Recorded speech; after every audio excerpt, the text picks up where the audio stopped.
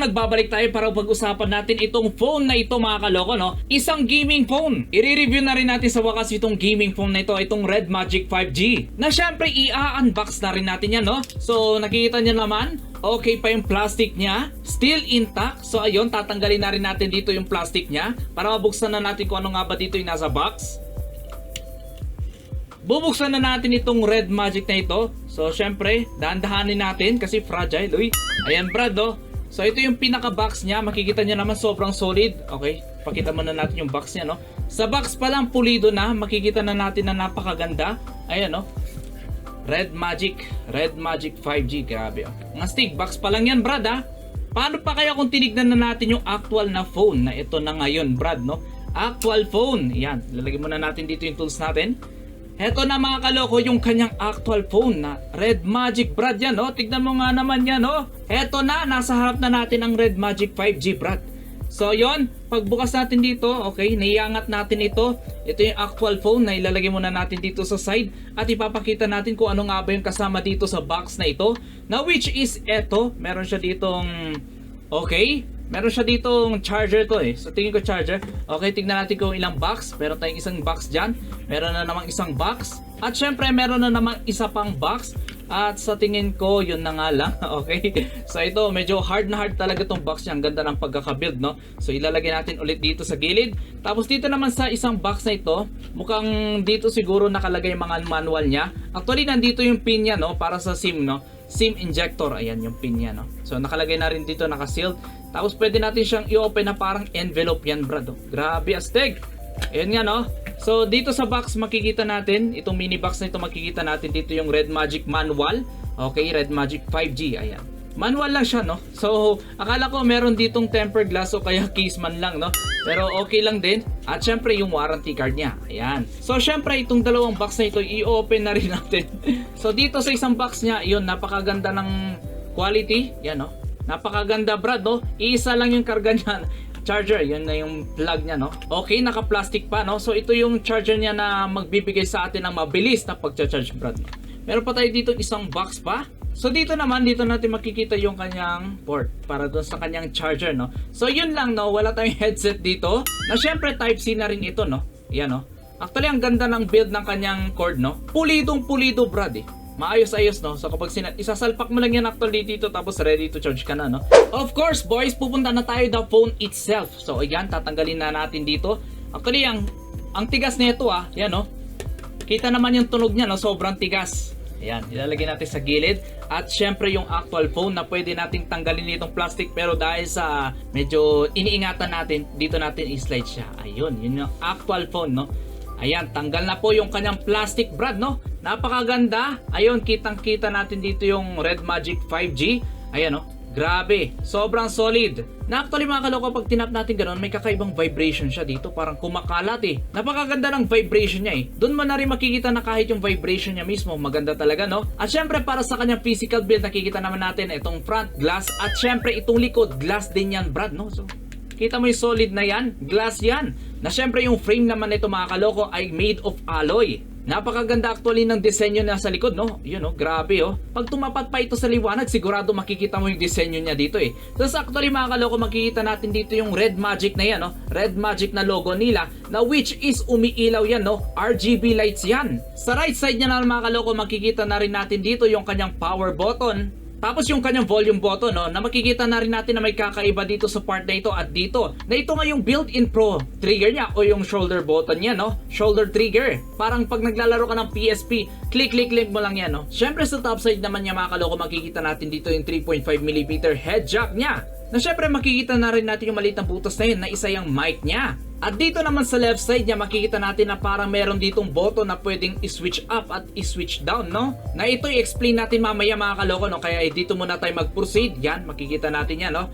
So makikita nyo may ventilation na rin dito. Tapos kahit dun sa kabila din meron siyang ventilation na explain na rin natin mamaya yan. So dito makikita natin dito sa likod niya, meron na naman siyang butas para sa mic niya at meron na namang dock kung saan mo ilalagay yung cellphone, no? So ano nga ba itong dock na ito, no? Kasi dito sa dock na ito ay meron itong RJ45 slot ng internet connection, Brad, no? Ibig sabihin ang ginagawa nila dito, ginagawa nilang wired. Syempre maiwasan mo talaga mag-lag dito kapag napakabilis dito ng internet connection mo kapag wired na. Sa ilalim naman niya makikita na naman natin dito na meron ulit mic. Nasa total nga mga kaloko, makikita natin na 3 yung mic netong cellphone na ito. Dito na rin natin makikita yung 2 nano SIM card slot niya. Kailangan mo lang dito ng SIM injector para makita yan, no? I-push mo lang yan, Brad, at automatic lalabas na yan, no? Ayun, no? Eto nga, no? At syempre, nandito na rin yung kanyang charger port, no? Na syempre, fast charging yan, no? 55 watts. Ganon katindi. Nasa kanilang advertisement nga mga kaloko ay 56% agad ang may daragdag kapag chinarge mo ito ng 15 seconds lang. Na kapag full bars mo siya ay 40 minutes lang ay full bars na agad ito. Ganon kabilis siya mag-charge. Dito na rin natin mapapansin dito yung kanyang vent dito. Na makikita natin may vent dito at meron din dito sa likod niya, no? Sa left side at right side meron siya ditong ventilation. Para saan nga ba ito, no? So dito sa gaming phone natin mga kaloko, madalas nga itong uminit na kailangan niya nga dito ng maayos-ayos na cooling system. Dahil nga sa gaming phone siya, kailangan niya talaga na magtatanggal ng init sa loob niya. Meron siya ditong turbo fan powered liquid cooling na may RPM ng 15,000. Ganon kabilis yung ikot ng fan niya sa loob, kaya naman napakabilis lumamig na naman yung phone mo. Sa kanyang display naman mga kaloko ay meron itong 6.5 inches display. Ganon kalaki, no? Syempre nag-enhance na rin yung kanyang display dito. AMOLED na, Brad. Dito na rin natin ipapakita mga kaloko na meron nga siya ditong 144Hz refresh rate, no? So ano nga ba ito? So para ipakita natin yung pagkakaiba nito, no? So swipe natin to the left. Ayun, no? Ayun, no? Smooth. Smooth. Mas smooth ito kaysa kumpara dito sa isa, no? Yan, no? Ito smooth na smooth lang, oh. Parang hindi ka nag-i-slide, eh. Grabing smoothness yan, Brad, oh. Makikita natin medyo delay dito, no? Kasi 60 Hz lang ito, no? Sa display nga nito mga kaloko ay meron na itong resolution na 1080 by 2340 pixels. Ganon kaganda kapag nag-screen record ka dito, Brad. Hindi lang sila nag-focus sa pagiging gaming phone na ito, no? Pati rin sa camera, nag-focus din sila, Brad. Napakaganda actually ng camera nito, no? Sa selfie camera niya ay meron itong 8 megapixel front camera na may 2.0 aperture na kahit against the light ka pang kumukuha dito ng picture, nade-detect niya pa rin yung pagmumukha mo na walang masyadong white sa mukha mo. Sa main camera naman tayo, meron itong 3 camera, Brad, na syempre Sony based yung camera niya. Kaya naman pala napakadetalyado ng camera nito. Meron siya ditong 64 megapixel wide camera. Meron din siyang 8 megapixel ultra wide camera at 2MP macro camera. Na syempre ito nga yung mga kuha niya, no, para may pakita ko na mga kaloko, no, detalyado talaga. Syempre meron din siya ditong LED light for flash para sa mga low light, no. Sa camera niya mga kaloko, na impress din ako kasi hindi ko inaakala na kahit low light talaga, as in hindi mo masyado makita ng mata mo, nakukunan niya pa rin, no. Hindi kagaya ng ibang phone kapag madilim, halos wala ka na rin makita. So ibig sabihin ba nito, pwede ba itong gamitin for vlogging? Ang sagot ko dyan ay pwede. Kaya nga neto mag-record hanggang 8K. Grabing resolution yan. Na syempre hanggang 15 frames per seconds. Na syempre 4K naman, kayang-kaya niyan. Smooth. Kaya niya mag-record dito hanggang 30 to 60 frames per seconds. At kapag binaba pa natin ang kaunti dito yung kanyang resolution hanggang 1080p, na which is ito nga yung ginagamit natin sa video na ito, kaya niyang mag-record hanggang 240 frames per seconds. Mapapabilib ka talaga dito, Brad, do? Pwede ka na ditong gumawa ng mga slow motion videos. So actually, no, kanina pa dapat natin binanggit yung specs nito, no. Inuna natin yung mga magagandang feature niya, eh. So syempre, nakikita naman sa title, 5G nga itong cellphone na ito, na which is mas maganda ngayon sa mga bago modem ngayon ni PLDT, yung mga 5G, no. Syempre, yung OS naman na ito mga kaloko ay 3.0 base, Android 10 yan. Sa battery naman na ito mga kaloko ay meron itong 4,500 mAh. Syempre dahil nga sa gaming phone nito ay meron itong chipset na Qualcomm SM8250 na Snapdragon 865. Napakabilis na processing nito. Sa specs pa lang na yan, makikita mo na talaga na gaming phone talaga itong phone na ito, eh. Hindi ito ordinaryong phone. Kaya syempre nasa kanya mga kaloko yung updated na RAM natin ngayon, yung pinakamabilis ngayon, no, na LPDDR5. Ito yung pinakamabilis natin ngayon na currently mabilis na RAM. Na kung iniisip nyo kung ilang RAM ba to, no, meron nga itong 12GB of RAM, Brad, no? Ganon kalaki. Pwede ka na dito mag-multitask kahit mabibigat pa ng software. Syempre, meron din itong internal storage na UFS 3.0.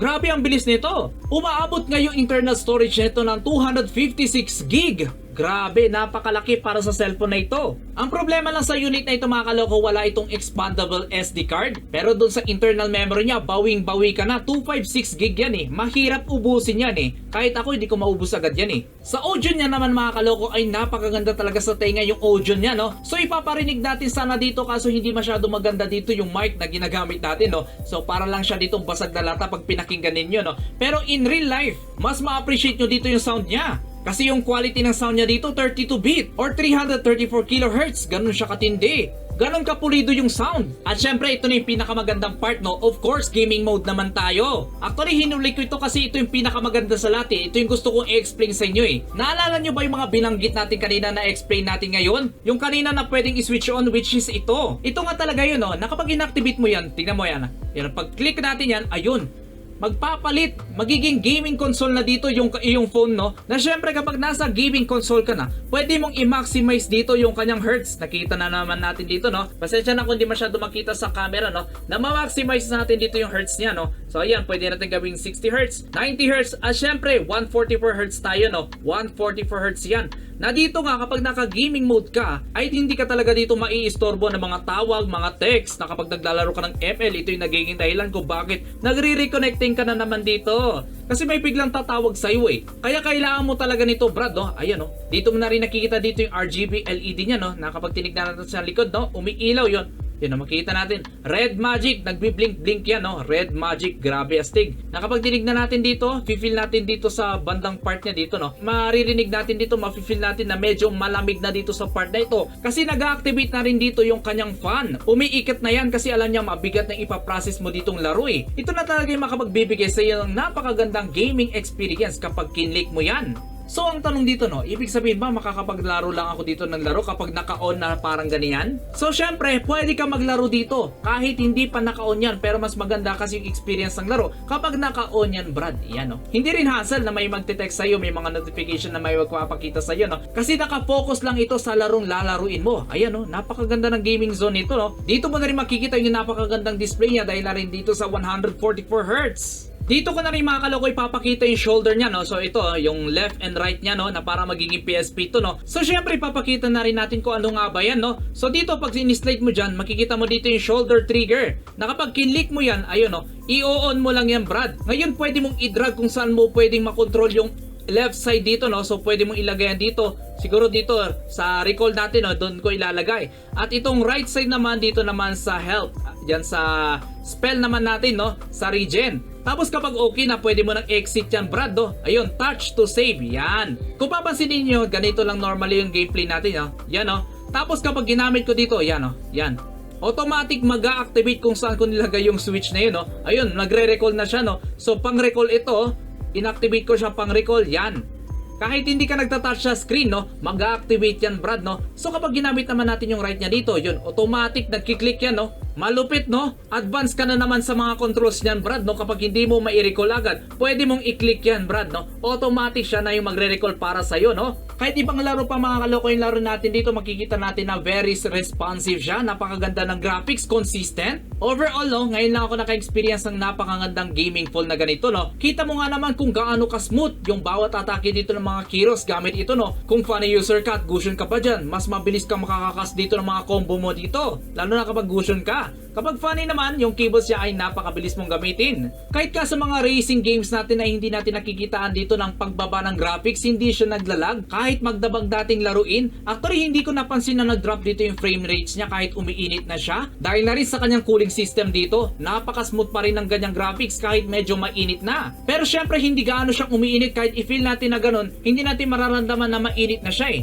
Kasi ka-glass siya at napakabilis niyang tanggalin yung init ng phone. Feeling ko nga habang naglalaro ako dito, no, para ako naglalaro sa computer. Ganun siya katindi. As in, napakaganda talaga ng graphics niya, no? Kayang-kaya niya yung mga mabibigat na laro. Mag-enjoy ka talaga maglaro kapag ito yung gaming phone mo. Marami nga nagagawa itong phone na ito. Hindi lang siya intended for gaming, no? Malakas din siyang pang vlogging. Bagay na bagay nga ito sa mga nagsastart para sa mga gaming vlog nila. Eksakto nga itong phone na ito para sa mga mahilig maglaro dyan. Sulit na sulit. Syempre, sa mga gusto rin bumili ng phone na ito, mag-iiwan na lang tayo ng link dyan sa description below. Iiwan na lang natin below mga kaloko kung saan mo pwedeng bilhin ang cellphone na ito. Link below mga kaloko, i-check mo na yan. Nang sa ganun nga ay maka-avail ka rin ng napakagandang gaming phone na ito. Bilhin na rin kayo, sabay-sabay natin i-master si Funny sa mga kagaya kung hindi pa marunong mag-Funny. Siyempre, bago natin tapusin ang video na ito, nagpapasalamat tayo kay Red Magic 5. Thank you so much sa libreng phone na ito. Thank you so much, no? So nagkaroon na tayo ng gaming phone na naman. Dito na nga natin tatapusin ang video na ito. I-check nyo na mga kaloko yung link below.